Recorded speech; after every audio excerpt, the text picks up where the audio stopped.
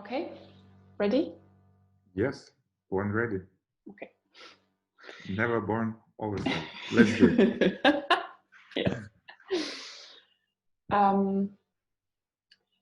So yeah, welcome. I want to say thank you first of all to you, Anton, for joining me today here. My name is Mira, and we are gonna have a conversation about your work and some topics that you're dealing with in your work, which are also very much linked to the program series How Do We Care, which is happening at the moment at Badischen Kunstvereins, in which I co-curated. And we would like to, I think, focus a little bit of one of your works, which is For Walk With. And this, it's a video work also, and this video is actually playing at the exhibition space at Badischen Kunstvereins too at the moment, and we do see it right now. Exactly. What I really liked is that, Anton, you gave this conversation, or maybe this whole inquiry, this beautiful title of "It Takes Courage Not to Make It," and I would be very curious to maybe hear a bit about how come and what this also has to do with your work. But maybe first of all, would be nice if you could just talk a little bit about what we're actually looking at right now, or what is this work about? Oh, thanks a lot for this introduction, and hello everyone. Yeah, thank you for tuning in, and thank you for having me, Mira. Thank you for inviting me. Sure. Indeed, today we look into this work For Walk With, and as you see, it kind of starts with walking and has this first point of view camera perspective. The whole work is set in a care home in London. This is a care home called Kuratorin. And the point of departure for this work was an invitation from the Serpentine Galleries, a Center for Possible Studies, that was initiated by Jenna Graham to develop an artistic residency format, or to contribute artistically in a residency format within of a care home. One of the other points of departures for this work was kind of a current and ongoing redevelopment process that not only encompasses all of the city, but was also very kind of prevailing in the care homes, in a sense that this care home and the other one to which I was invited got these redevelopment letters with the idea that all of them will be, here, pause for a second, will be redeveloped in one way or another. So all of them were undergoing a redevelopment process in which it was not entirely clear whether the care homes will be demolished and redeveloped, so the new will be built, will the residents will be moved from one to another, will the care workers lose their jobs, and so on. And this kind of not knowing of the future and a very shaky, unstable present was something that was kind of, setting a tone for a possible artistic contribution of sorts, to which I was invited, or which I was invited to develop. And on the other side, the context of the care homes is that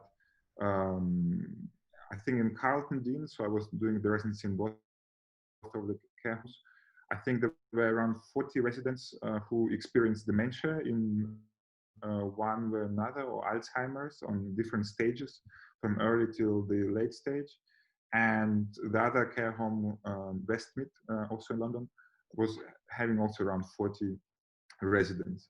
So, and this is kind of a very pragmatic point of departure and kind of institutional side. And I think on my personal note, I would also love to add is that in our family, dementia was also a topic, or still eventually is. I have very bad memory, and I would say that all of us do experience symptoms of dementia in one way or another. And if you like, I would say that some of this is not just difficulties concentrating, or anxieties, or difficulties of sleeping at night, but there are a range of symptoms that people with dementia experience that we all do have. So actually dementia is in one way or another is something we all have in common. And in our family, my grandmother has had dementia, and first time as I kind of encountered this notion of care and dementia, not just care work, but caring, was as I was sitting on a dinner table with her and we were drinking tea. And then she asked me what time it is. And I said, it's 4. And then she was just wondering for a while. And then she was asking, like, is 4 before 5 or after 5? And, wow. and that was the moment where, like, where just kind of temporal glitch has occurred, like something really for me unexpected. And it was for me a moment where it was kind of clear that my grandmother is increasingly becoming confused in one way or another, or like something that we would perceive confused if you know, kind of mix up the chronology of time or something like that. Sure. And I didn't want to upset her, so I really had to come up with an answer that would kind of fit nicely without confusing her any longer. So I said that in fact 4 is always before and always after 5 as well. You know, so it doesn't have this kind of like just a strict linear understanding. And from there on, like this whole notion of her developing dementia was kind of taking care of a very positive outlook of how dementia can be addressed. And of course, like now as we will be speaking about the project, you know, I think just ethically it would be very nice to state that on the one hand, of course, it's a very, very severe condition, you know, and like many people who experience that in the family environment, and especially in the West, where the family networks are a little bit more restricted in a way, you know, so the family network is not as large or is not functioning in a way that you can just take care of your elderly, you know, you have to, or you tell yourself you have to go and pursue like your work or career. This is, I think, actually what the title of our conversation, I take courage not to make it very much to that. It's perfectly, yeah. because sometimes also, it takes courage to say, you know, I'm good. I take care of my mother, and whatever happens. It says internet connection is unstable, but so yes, on the one hand, it is kind of a very severe condition. You know, people experiencing dementia, of course, very often experience all these severe symptoms of anxiety and depression, and also what goes hand in hand with dementia is kind of this decomposition of your own identity. You know, you get lost in very familiar environments, and many different things. Like we don't know much about what dementia actually is. You know, like the science doesn't know much about brain at all. But what we do know is that dementia, just on a kind of biochemical level, is this inability of networks establish and reestablish new connections that is called synaptic plasticity.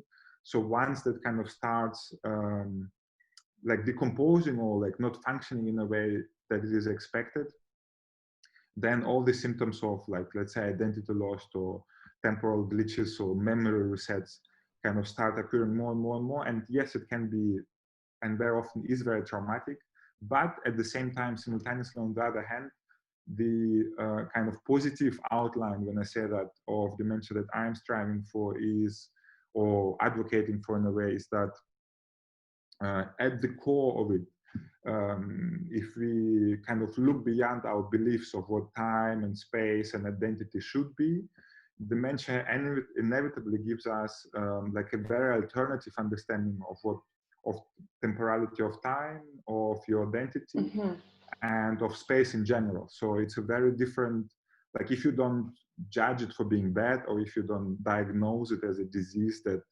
doesn't make you like a productive functioning member of society, then at the core we very often communicate or exchange share with people or care for people who have very alternative understanding of these things that we take for granted. And in fact, sorry, please interrupt me. No, I want to ask, because you, so maybe just to mention that this is a video work, but which is also a bit part of it, or came later as a publication. And I had a look into it, and there's like a mind map where you actually state that dementia could be a method. So is this a little bit something that you're hinting at right now with what you're saying, or? Well, yeah, it's very ambiguous method. It's very hard to say like as a methodology tool, like yes, let's develop dementia. But on the other hand, from kind of from this point from which I'm looking at it is, especially in regards to redevelopment, that's this one of the points of the parts of the project. We all do experience dementia in one way or another, and the parallel that I'm drawing. Is not just metaphorical but also literal. Like for instance, when we think of or like one of the theses basically, or one of the claims I'm kind of working on in regards to redevelopment, is that in 70s, when you look at general kind of timeline of redevelopment, the first events of industry packing up and moving to maybe to Asia or like elsewhere, let's say like this, and living like these old buildings, or like people losing their work, kind of increased like a mobility of workforce, but also left like a lot of industrial sites that were not populated. And then I think somewhere mid-end 70s, that's like there was this term, urban amnesia, that has emerged from this process, because what has happened is that as soon there's kind of this flexibility, that is of course part of the capitalist narrative, and the mobility of the workforce, so like people that have to give up a job or like move somewhere and so on, also looks at the networks, not only in regards to your biochemical networks in the brain, but also if you look at your social networks, your neighbors, your next street neighbors, or like people who you meet on the street and so on, they also can be read through this notion of kind of social memory, and this ability to develop networks and to know your neighbor, to know your kind of, just down to earth community, your immediate ecosystem, is also, of course, one way of caring for your environment and for your ecosystem, but also it has this notion of social memory. So as soon as people start moving out, new people start coming in, new buildings rise and so on, what happens is that there's kind of a decomposition of like a collective identity or collective memory, if you will. And from the beginning of 70s, with this first development events, what has happened is that, very often we become strangers, in our own ecosystem, so in our own environments. You go out and all of a sudden, your neighborhood looks very different. And very often we think of it as kind of very sudden effect, of course, fruits fall always very suddenly. But for instance, a redevelopment timeline usually works over like 15 to 25 years time. So there are these plans that are being developed. And once you see the building demolished, it actually has been demolished perhaps 15 years ago on a kind of eventually closed meetings between redevelopers and kind of state capital holders or something like that. But now I'm slowly going off track. So I will try to to return into the care home. And so once you see yourself in this kind of environments, like this notion of losing memory also goes hand in hand with if you don't remember, it kind of in dementia, but also generally takes your possibility to imagine, Yes. And without memory, there's no imagination.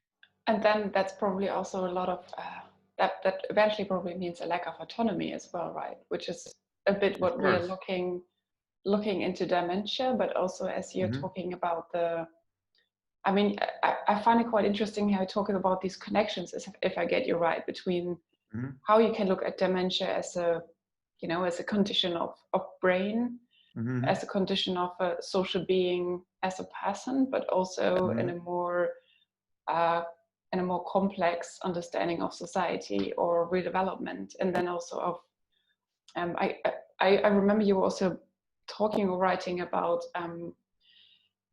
these care homes where people are living in, and as you say, being redeveloped, these areas, and maybe they have to move somewhere else, so they're not really in charge anymore about what are the conditions that they are living in.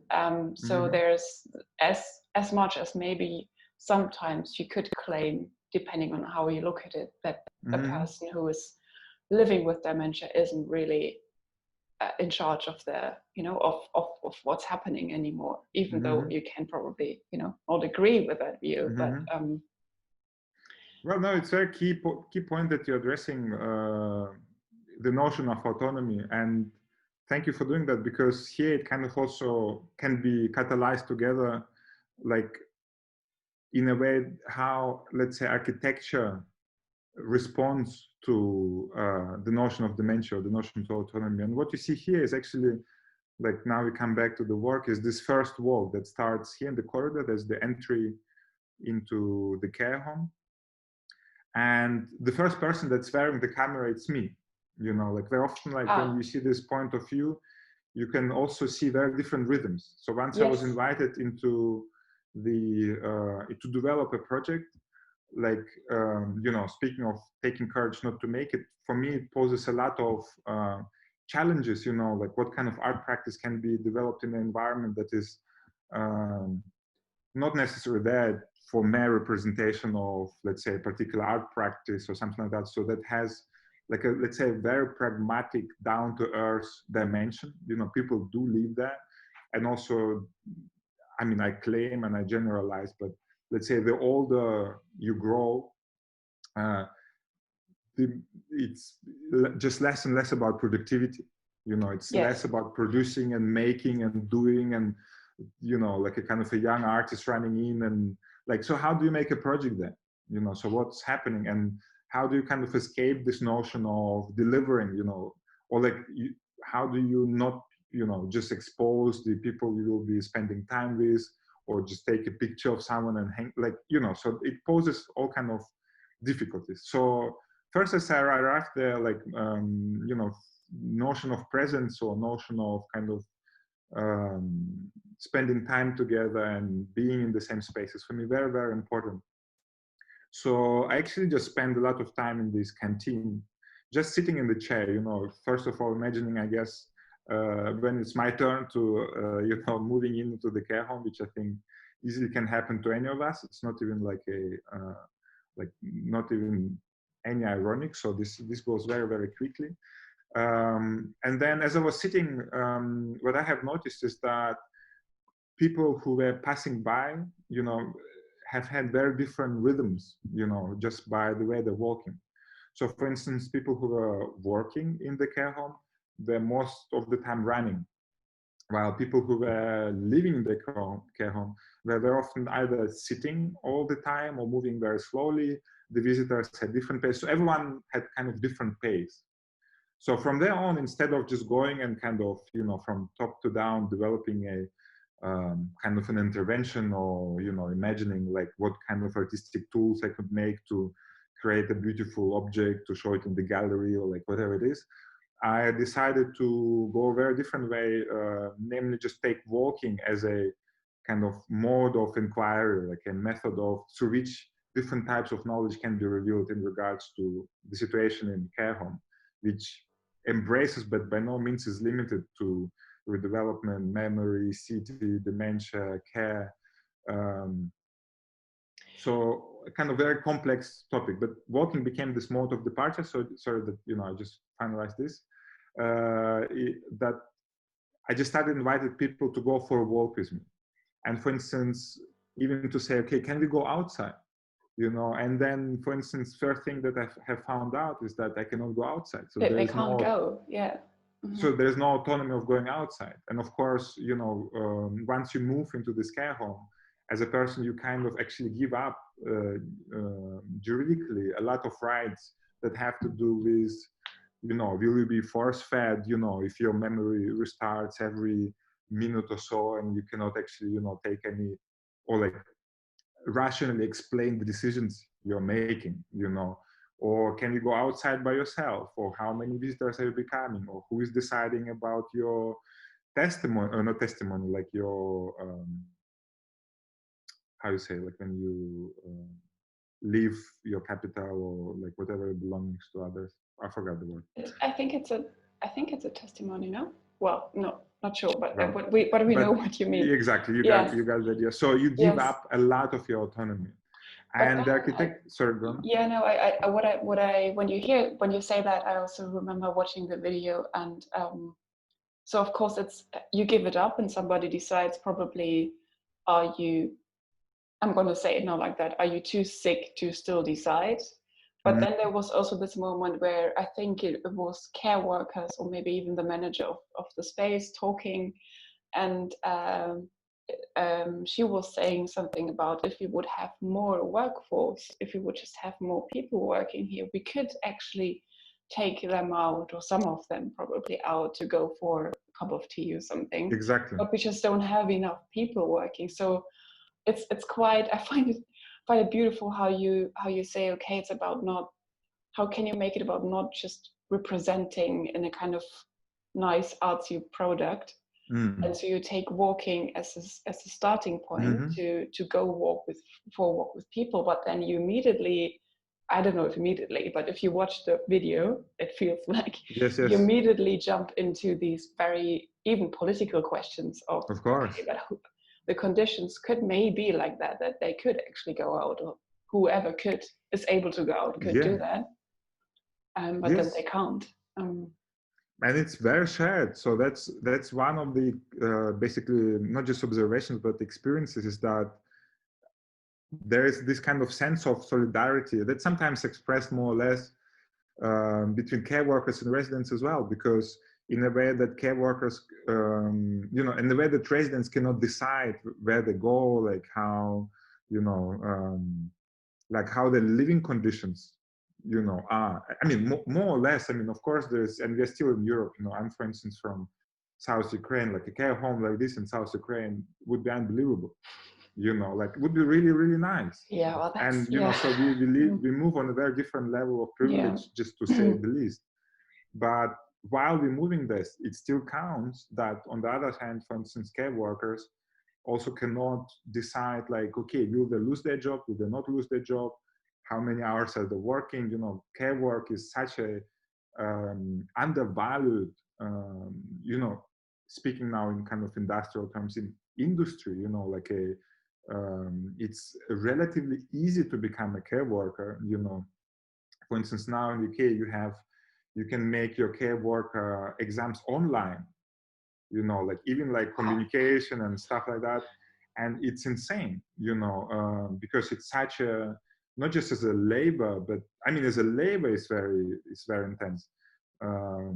Like, how can you learn online, how you like shave a person, or, help someone, like wash someone. It's such an intimate labor, actually, right? So it's, and that's just like kind of how you treat the body, but that's not even the body work, like most of that, people who are in this age, it's a close to this experience, so you also, assist someone eventually in their last days of, or like month, maybe years of being here. So emotionally, it's a whole different ballgame, and it's such an undervalued and underpaid, undertaking. So there's a lot of kind of solidarity in not being able to have either an autonomous living or like kind of autonomous decision taking about your working or about your living conditions. And just to rewind, sorry, no, rewind back, because then we kind of finished with the end, with the entry, because architecture responds to it in a very specific way.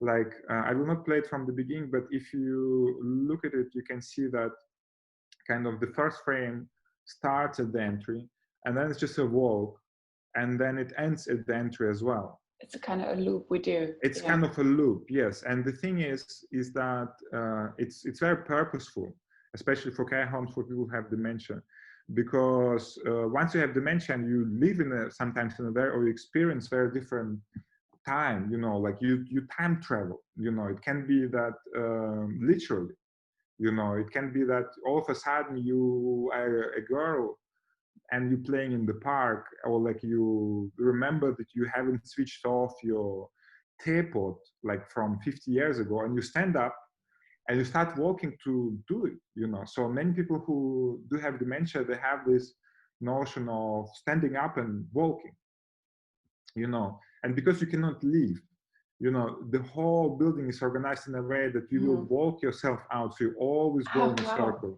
Okay. Yeah, so, and that's very special, so in a way, like how your memory resets is a loop, in a way how bureaucracy works. You know, it has strong loop notion. You send a letter, it comes back, like it's always in the loop. And there's almost kind of this notion of like a no escape of sorts, you know. And here also when you walk, you see that actually, for me personally, as much, you know, I'm not yet officially kind of having any kind of diagnosis, but because this whole corridors, they're so like depersonified in a way. So Yes. like for me, being in this building, I have no clue where I'm at. You know, I'm lost immediately. And many people who live there have no idea, like, how do you find your room? Like, I have no clue. So that's just the entry point. And so I'm walking, and there's this kind of pace of me walking. There are names of people who are there. They're also changed, of course, due to same autonomy issue. For instance, working there, if you ask, would you like to take part? We have developed this film over 3 years, you know, it became like a 3 years residency. We edited together, we filmed it together. Some people passed away in this time. But like, for instance, you couldn't also take a decision, okay, can I be there with my, my phone, with my actual name, or do I have to change my name one way or another? And so on. So that's kind of the entry point maybe for the project. That brings me to another question, because you actually in the very, very beginning, we don't have to go there, but no worries. You there's also stated that the names have been changed just because it's so complicated to find out how to do it. But also you say also just because of I would translate it in a way, and correct me if that's wrong, in kind of respect with dealing with people who are experiencing living with dementia. And also you say, I think, the precarious notion of care work, which of course brings me also to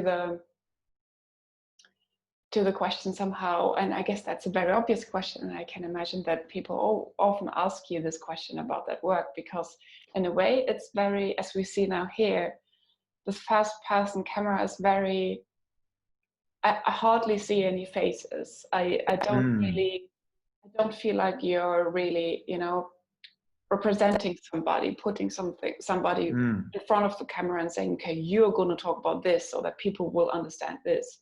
This isn't happening, but still I feel it's a very intimate work, because I have this perspective more or less of a person. It feels very intimate.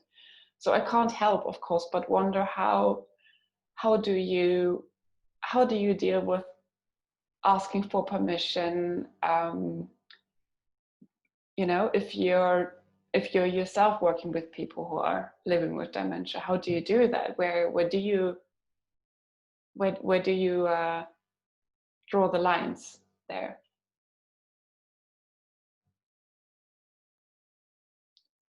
Oh no, I'm afraid we have an internet problem. Join. Hey. Hello. We are back. Are you recording still? Yes, it seems like. Yes, I am. Cool. Yes, interruptions, No technical difficulties. That's all fine. That's okay. Zeitgeist. Wait, I share my screen and we take it where we left it, right? Sure. Exactly. After some technical difficulties, we're back. Cool. I don't know if you actually still even heard my question, or if you didn't. I guess you didn't. I think as it took some while to restart, maybe we restart as well. You know, speaking of memory resets and all this, it's just exactly. And the start loop. fresh. We got the loop again. Exactly. So what I was just wondering, because we were talking about a little bit of questions of autonomy, and I was saying that we see here, for example, right now in this frame, that we hardly ever see any faces so much. Right. Question of representation, that was, right? Exactly. So it's not so much about representation, and we hear some voices sometimes, like now somebody's talking, but we don't really see this representation. Still, I have the feeling, at least watching it, that it feels like a very intimate proximity, just because as now I see from the more or less first person perspective, I see people in moments of fragility and of everyday life somehow. So I think the question for me comes up, and I said before that, you know, it's I guess that you've been asked this question a lot maybe, but just how did you deal with the notion of having permission, or even just explaining what you're doing to people if there were different degrees of them experiencing dementia? How was that present for you, this, or was it a challenge, this question of, I don't know, maybe you could even say, did you ever feel you were a bit superior in a way and you had to kind of balance that? I mean, of course, like basically the question of ethics, Exactly. in work like this is ultra important. And even more so, of course, because, you work with people who are vulnerable and sometimes also, clearly cannot take or decide for themselves, like someone who is easily kind of mistreated. And I think from the very beginning, once it was very clear that I don't want to necessarily do something, like that kind of, let's say, took courage not to make it in the sense of, okay, I just create whatever, like, I mean, I will always trade, but like just make pictures of people and hang them in the gallery and write a nice text about it, it kind of, the whole attention, which I think also kind of goes hand in hand with care, shifted from the doing mode towards a being mode, and walking in that sense is also kind of, a human experience that is very strongly concerned with just being or becoming even more, because walking is always kind of in between. Walking is basically you leaving the coordinate A and you're not yet in the coordinate B, and that's walking. So it's kind of, I mean, sorry for being maybe blunt, but no, you're always in between, and yes. You cannot photograph. I mean, you can photograph people walking, but it's not walking. And you can make a film. Like here, I think the attempt was in a way also for people to walk in the shoes of, someone, to actually lose your own identity and to be a care worker, or to be like a shaking old lady, or like, as you say, come as intimate and closely towards it, but to make this experience yourself. So it's less, I sometimes say that I kind of differentiate between these two modes of not even inquiry, but practice. You can make something about something, which kind of implies a distance from here to there, so a kind of subject-object relationship, or you can instead, and it's kind of depicting, so you depict something, or you unfold it. And I'm a very big fan, or not fan, but I really love unfolding much more, because you just have a common point of departure and you start from somewhere, and it opens up all these kind of very complex relationships. So here the whole project was unfolding in this way, and it was less about coming and kind of convincing people to take part in it. One of the things that came out quite in the beginning as well is that I'm basically somehow not delivering, because obviously, or like not obviously, but very often working with a gallery, especially like gallery like Serpentine galleries, for instance, that has a very quick, a rather quick pace of rotation, of artists, and artists in work on the wall, performance, intervention, whatever, next. So there's kind of a very quick circulation pace. Like all of a sudden, if you have someone who is like actually kind of is not giving you something you can necessarily represent, things start becoming a little bit more complicated, and as an artist you deal with different types of pressures. But that also kind of also provided this very positive effect, is that the residency expanded and became a 3 years long residency, just because it also took time to actually figure out what is it that can come out of presence like this, out of this kind of encounters. And so that means that 3 years wasn't planned from the beginning, or? Not at all. Okay. No. I think, I mean, it wasn't like 3 years every day. I mean, this were like, Sure, of course. and also like, I don't want to just kind of blankly criticize whatever's happened in gallery for whatever it is. People I was working with also, of course, you have like a lot of comrades and people who understand or have very different understanding of practices. And of course, walking is an absolute legitimate art practice in so many different ways. So I was, of course, also very much supported, by Jenna Graham or Mike Halla for, people working in the care home. So it's not, artists versus the planet or like whatever it is. But it definitely did kind of contribute to this like a long period relationship with the care home, with people who work there. For instance, Phyllis, one of the care workers, was kind of a constant in the whole process. Also someone who's there all the time. It's not just like people open a door for you and say, walk in and hang out and do what you want. Again, there's like a whole kind of institutional infrastructure that takes care that, you don't do anything wrong, or like that you watch out the time. So like, how do you interact with the residents and so on? But basically most of the time, which is not the film, like again, film is, this wide beam that everything else beyond the film, everything that cannot be represented is the actual work, whether it's care work or whether it's caring itself, is this actually kind of presence, are these exchanges, are these things that you have forgotten as well, like the absence of something counts not less than the presence, So very often while I was there, I would just ask people whether they would like to go for a walk, whether these are residents or care workers or care managers or visitors.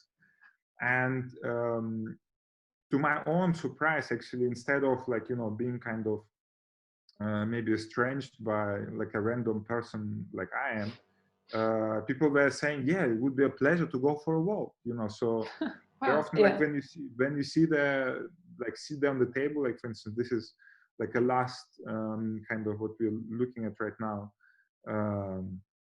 There's like a last frame of a resident sitting there, and nothing happens, and it's pretty much all day long. I mean, of course, the activity circle, so you play bingo or like something like this, or physiotherapist coming, but also you just dwell. So if someone is coming and saying, hey, what do you think? Like, shall we stroll? Many people say, yes, it's a pleasure. And then, you kind of figure out the ways to go outside maybe, or like go to the park, or even just to talk with someone, one of the very common experiences when you live in the care home, or when one lives in the care home, is loneliness, So it's not like you come and you just like, because you ask like this question of superiority, it's less about coming and kind of imposing your will on someone and saying, hey, let's go now. No, it's much more just sitting there and like, from my perspective at least, or from my approach, is just this kind of similar way of becoming. On the one hand, I don't feel myself, as much as I do have the privilege of walking in and out, having a different kind of age, that comes with its own privileges, but also disadvantages like perspectives and experiences. Like some people who I got to know are, for instance, 101, like there was a resident, she's 100 years old. For me, speaking or like being around someone who's 100 years old is enormous privilege. Like people, of course, there's kind of sometimes like it's semi-ironic, I guess, but there's now people never lived for so long as they're living right now. It's also something that kind of is a relatively recent phenomenon. Also, dementia, that's why, is also one of the big kind of unfolding factors. So like one also speaks of dementia sometimes as epidemic, is because we were never able to live so long. So that's very new, so before that you would know only one old person eventually, like sure. 6 years ago, because of the war, whatever it is. So once you knew someone that was always the wise person with all the experience that was passed somehow further and so on. So now old people are everywhere, we pay taxes for them, they're not productive, what the problem, you know. It's a very different view. Yeah, that's true. It's a very different view that comes with it. And what I do really like about watching the video, watching this work, is also that I feel it's as you say, it's giving me a little bit of an insight into something that I would maybe not have. I mean, of course, there are a lot of people who also do, because they might have parents or family members or whoever living in a residential home, which I don't personally. So it's a little bit of an insight, but at the same time, I have the feeling I have no insight at all, because it's, as you said, it feels like it's always escaping a bit. I can't really grasp it. It's like in the beginning, this loop, I see bits of loops, and I know there's so much happening in between, and I could never say that I actually saw anything, but still I'm looking at something. So that's interesting. It's the same for me also with the names. I realized just now that somehow, because I also had the question for myself, how much, you know, as you say, delivering as an artist, I would feel that's meant in a product, but that's also very often meant conceptual wise. So no, do you give me a representative abstract representation of the politics and precariousness of care work, you know? Do you do that? I feel it's also not really doing that. Or that would be a question maybe, because I feel it's more about the people, but it's also not really like a portrayal of the people, because I don't, because I have the feeling, well, I would have to spend a lot of time with them if I wanted to do that. So it's somehow it feels very much in between, as you said. Yeah, thanks a lot for pointing out. That's exactly that. I mean, it's like when we speak about walking, kind of translates, because, you know, it's a neither nor relationship. You know, it's, you could say you're either in A or in B, but you're neither in A nor B. So and this in betweenness is also very important in the sense of ambiguity, that for my general practice is like not always, but very often, like one of the key elements. And it's purposeful, like rendered purposeful, in the sense that it leaves space for the viewer, like whether it's you or someone else, to make your own sense of this. And it kind of leaves space for you to, if you will, to finalize the work introspectively, to wonder about things. But kind of one of the intentions behind that is, of course, to activate you or make you somehow proactive in negotiating the work, maybe even appropriating the work in one way or another, or owning a particular meaning of this work that is not served from an artist as this kind of a central element. That's my work and this is what it should mean. And I think inevitably when working with others or caring for others, you know, there's, I mean, everyone does it differently, but from my point of view, there is no other way but to leave behind this kind of, if, as you were mentioning, kind of superior, or I would translate also a central position for what the work should be, or what the care should be, in favor of what it can become, you know, because whatever my idea of care is, you know, I can come and I can care for you for so many ways, but if in this moment you just need a hug, you know, then all the conceptual notions and like whatever it is, it just makes no sense, because you just need a hug, or for me being quiet or whatever it is.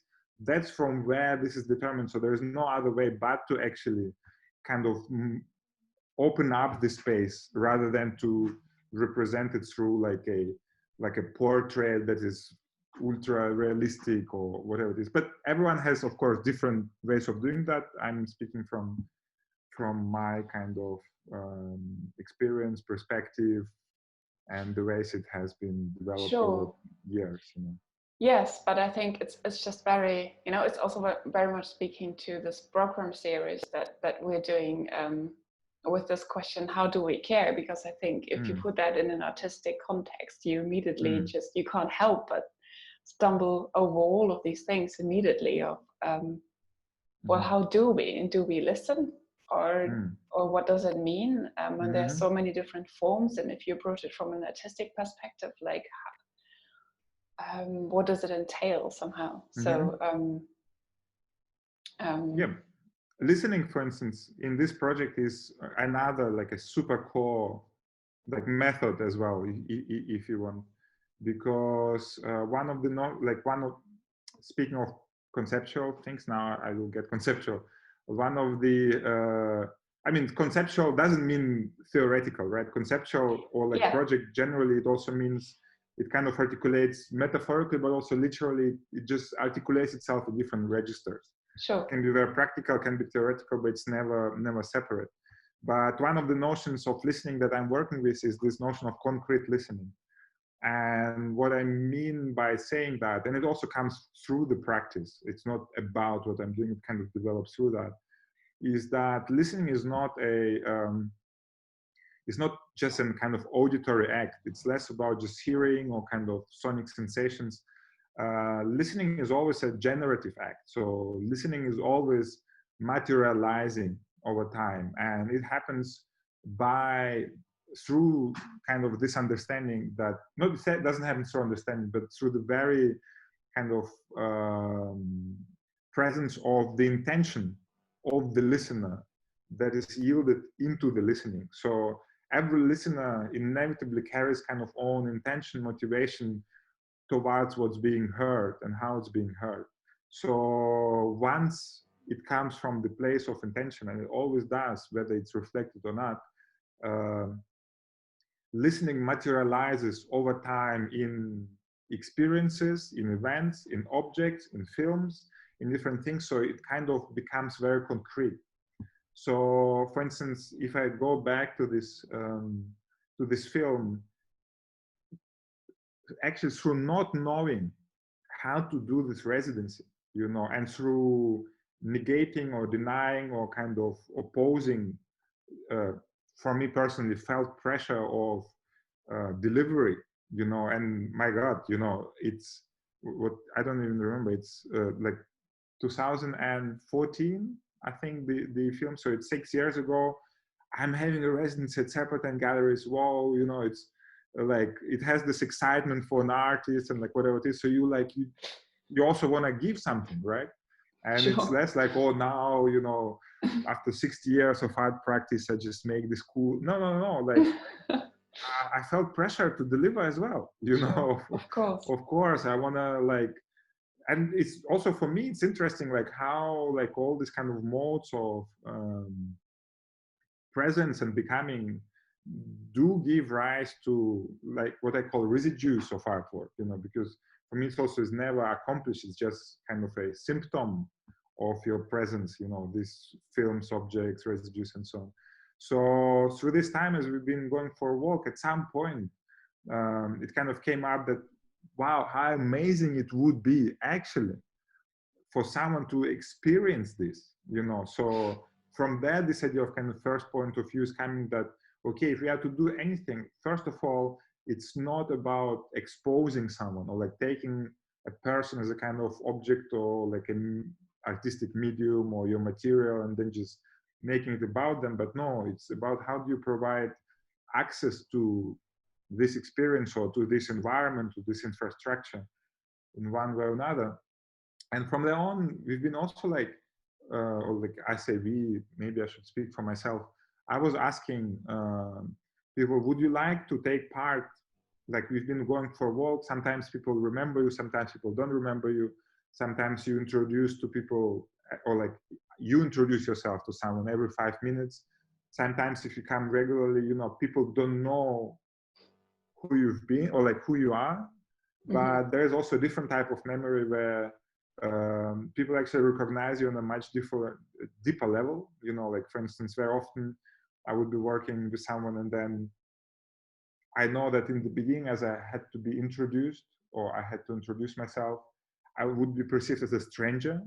But then over time, even if I don't introduce myself, I'm very welcomed as in a very kind of familiar way. So that these kind of things were happening, but I was kind of gradually introducing that idea that let us try to actually work with film or carry a camera. Like I was asking care workers, some of them were super happy to just wait for a day or so. And then this kind of also was like a form of listening where the project can go, how it can develop. And then the whole editing process was also happening in a very similar way. It was less about, of course, I was doing a lot of work in reviewing it and creating drafts, but I was also coming back with these drafts. And every time I was back in care home, I would show the drafts of the work we've been doing. Yeah. It's also a very collective kind of way of editing the work. You know, like some things that are there, if it was about me, just maybe like even, for instance, now the door is open and they will be very blurry. You see there's like just fingerprints on the camera. Like when you open, like for me, for instance, I'd be like, oh, maybe there's a better image, you know, where we don't have the fingerprints. But for instance, the care worker who was going was saying, no, that's a very important room. Like, you know, like things like this. So decision making is also shifting from being central or like superior to how the work should be from an artistic perspective towards giving up control, giving up, or like caring for the opinion of others, or caring for their vision. So editing was also happening in this kind of framework of going back and forth, showing material, going back into the studio, making a new version, coming back, sharing it with the residents, showing it to families as well, to the visitors. And then I will try to make a bridge to actually how we got there from your question as well. How this works like this function for me is also on different layers, because it was again less about just making this video and showing it into the gallery, but actually using it as a also as a tool, if you like, not just to have an insight into care work, or let's say working in a residential care home, or living in the residential care home, or visiting it, but it was also used for care forums, for training of care workers, for different forms of reflection, for academic research, for artistic research. So it kind of works on different levels. So it becomes less about this kind of, you know, slick or aesthetic artistic expression that is made merely for the gallery, but it becomes kind of a much more dynamic way of negotiating the space of care, of your development, of memory, of loneliness, of all the, I mean, of all these kind of very complex topics, you know. So that's, I find it very, I have to think about that I actually know your work mainly from broadcasting and radio. First of all, this is how I got to know your work. And I can't help but now thinking about, well, obviously in an artistic way, at least, maybe in every way of broadcasting, there's also this question of who do you give voice to? And in your projects, I got to know that it's also was very often about giving this opportunity to a community, which means you're giving up control. People are using it. You don't really know anywhere what it's going to be in the end, but still, of course, also it's in a way still your artistic project. So this negotiation, I kind of hear the same thing here now, or a similar thing about how do you give voice, even though it's maybe, I mean, we do have voices, but I would say that the voice is maybe even more the walking here, but still it's this in a way collective sense of making this work, or giving this medium to people, which I find interesting that it's somehow there, even though in the first moment I maybe didn't see it in the similar way. Yeah, thank you. Very, very, very nice observation. I mean, it definitely is in resonance with each other, and for sure, it's a very critical point, because I don't, like, everyone has a voice, you know, and I cannot give voice to someone, but at the same time, or like, you know, it kind of goes within of, you know, very critically to be looked at empowerment debate, no, like. But I think what is important is that it's very, very clear that we all enter an environment like this with a very different set of privileges, you know. And it can be time, it can be resource. I mean, even for me, resource of time, of course, you know, I'm invited for the residency, my time is also being paid for, you know. So there is the governing bodies, there are funding bodies, there's so much, you know. Very often when we think of art practice, we just kind of think of aesthetics, or like a final product, like something that is just there and can be, is represented.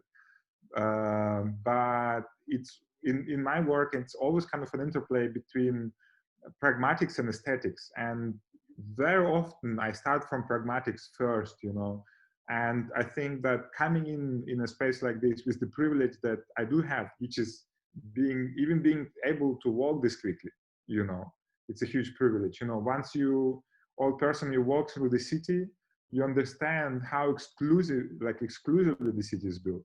Every kind of pavement or like whatever it is, it's super exclusive. So even there, walking is doing that. So you come in, or like one comes in. I came in with a lot of privilege, and it's not just race, gender, and class, or like whatever your becoming experiences.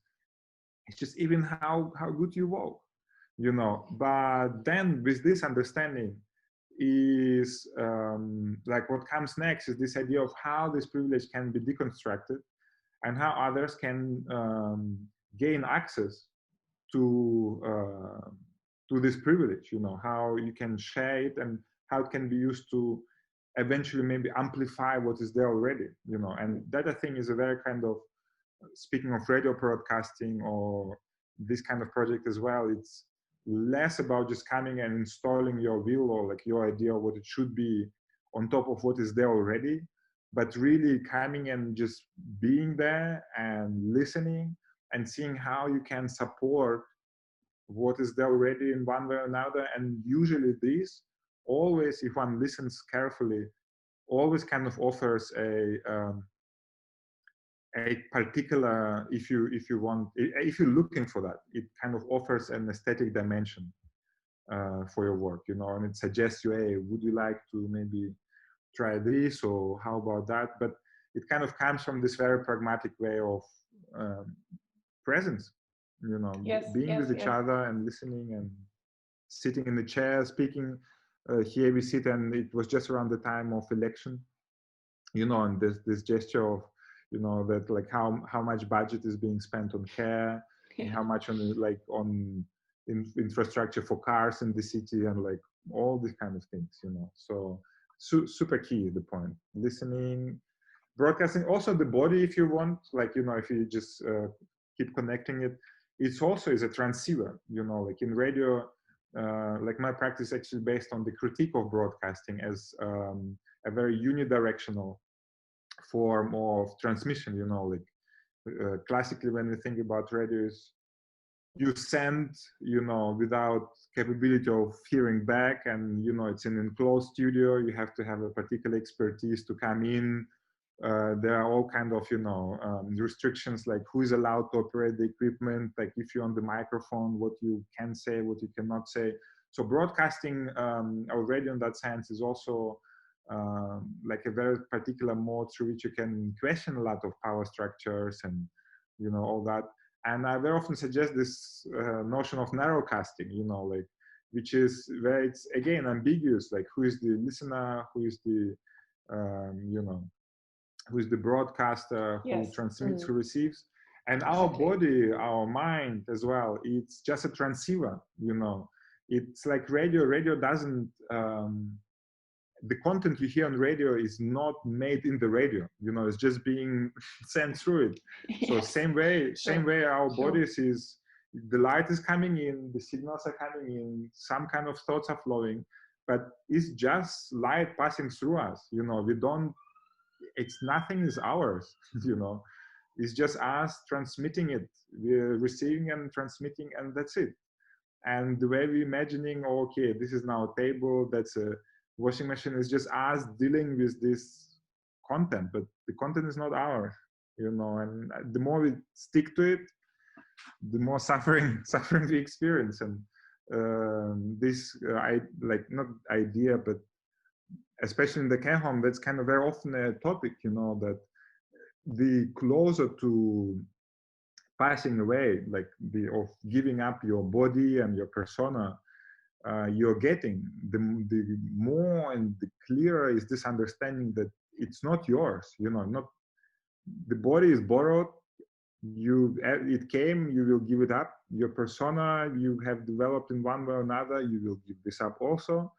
And from there on, like once you kind of enter in this understanding that of letting go on a very, very, very different level, which is also very scary for many people and so on, that also suggests very different type of art practice altogether. Not just art practice, it's not about art practice, but a very different form of presence and negotiating your everydayness, if you will. No?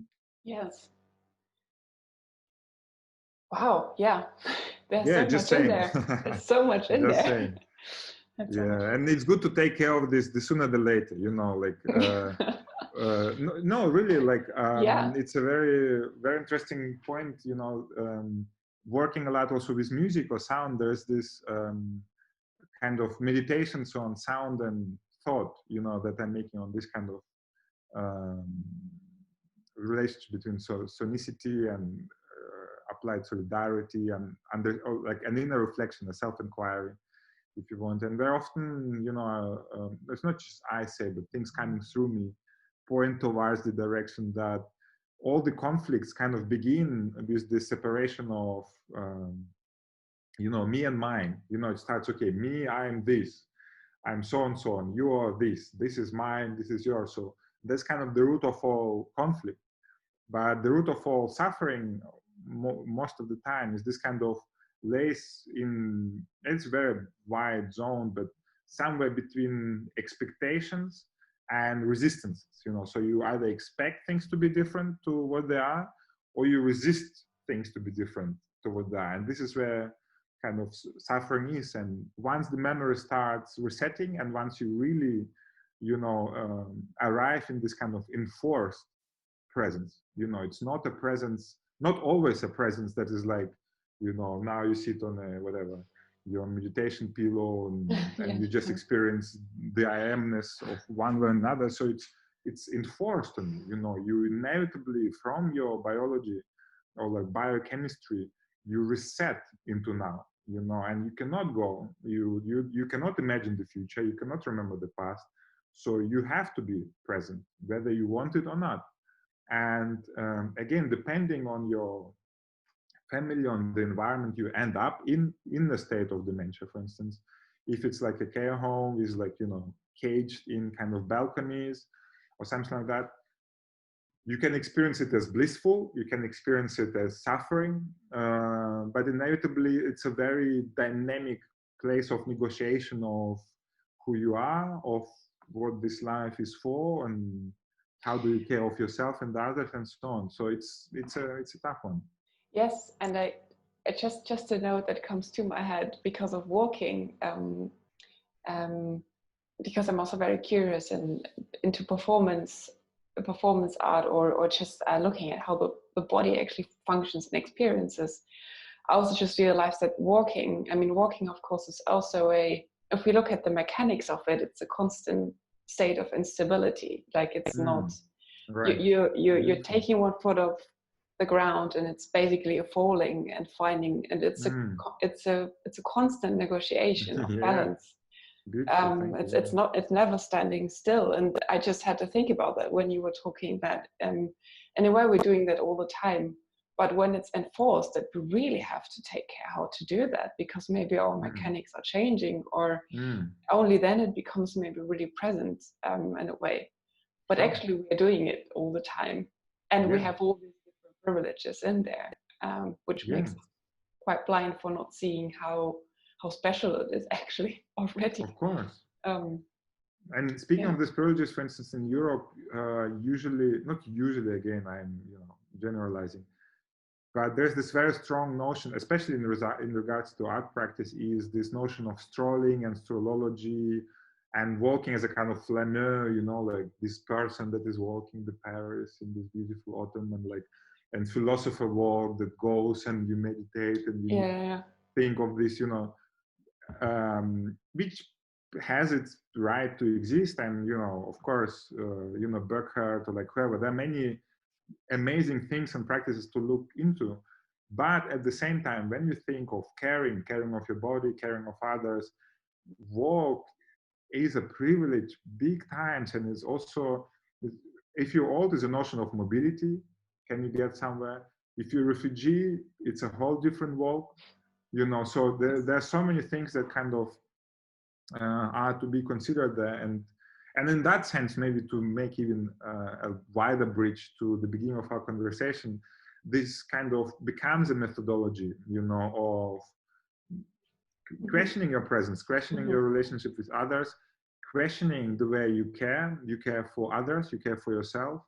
Once you are not capable, although it's of course also a question of question of capability, as you say, you know, it's you take it for granted, but you know, once you hurt yourself or you just learning it, that's a challenge.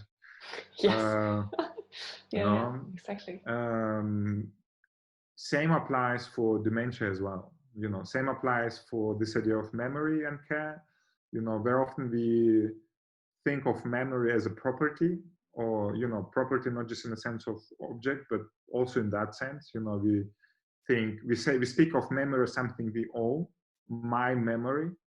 You know, but it's just not the way it works. You know, memory is on its own right. You know, one can have a good relationship with memory, you know, and it can be, even if one has a photographic memory, you know, I do know some people who just archivally, catalogically remember everything, you know, in a representative kind of thing, which is also, you know, whether it's a curse or blessing, it just depends. But one doesn't own memory. So, you know, forgetting is at least as important. And memory, or the way the brain works, also makes its own decisions. Unabhängig, now it's switched to German, but and independently from from your expectation or from your assumption that it's yours, you know.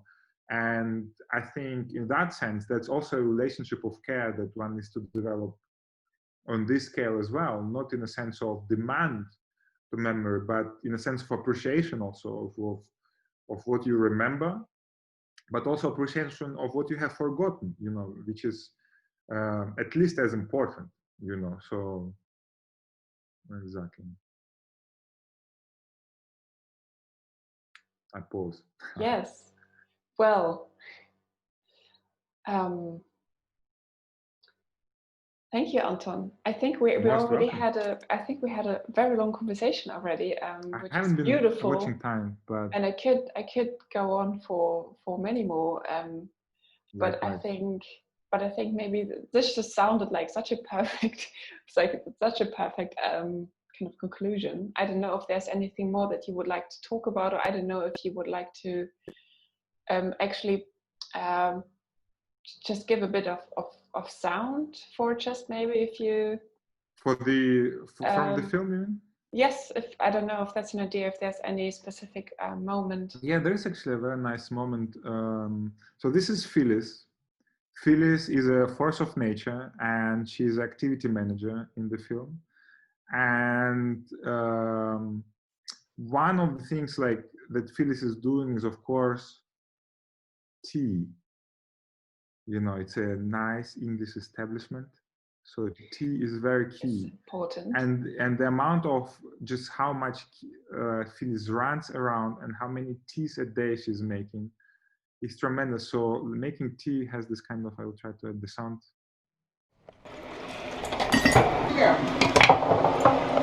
That surgery is something else. Another cup of tea? 2 flat ones. Okay, then I'm going to run to the surgery. And then we can sort out these prescriptions before Ken comes and messes everything up. So as you see, it's just a very kind of, I mean, it's just a small glimpse, but sure. Yeah. So you're running around, you're trying to give emotional care. You know, you take care of everyone.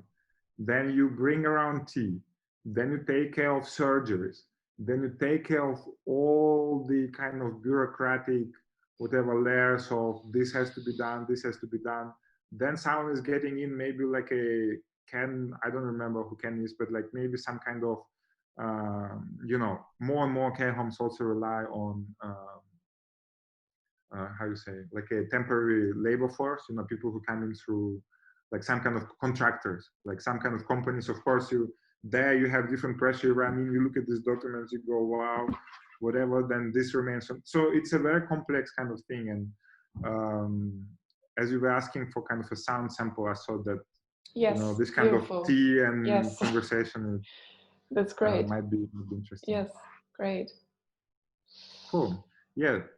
Otherwise, I don't know, final words, whether this exists, just please keep on caring. Exactly. That's good. And keep asking about how you care, keep asking about. Yes, take care of yourself. Definitely. That's I think one of these notions that we kind of discussed, that we will not go much into this kind of corona related issues in regards to care, or in regards to the topic of our conversation, that is, it takes courage not to make it. But I do feel that maybe this is actually very interesting because of the restrictions of space, because of inability maybe sometimes to go for a walk or something like that, and because of this pressure of actually making it, like you cannot go to work, or your practice is in danger in one way or another. Sometimes it's really good to actually really have the courage to say, okay, and sometimes it's not even a question of privilege, if you have lost your job, if you cannot go outside or something like that, to actually embrace this impossibility, to at least accept it, to begin with, not to say, to perpetrate this as a condition, to say, okay, now we just, won't accept the way things are. You just have to deal with it. No. But to start then to say, okay, it actually takes courage not to make it, and it's not about making.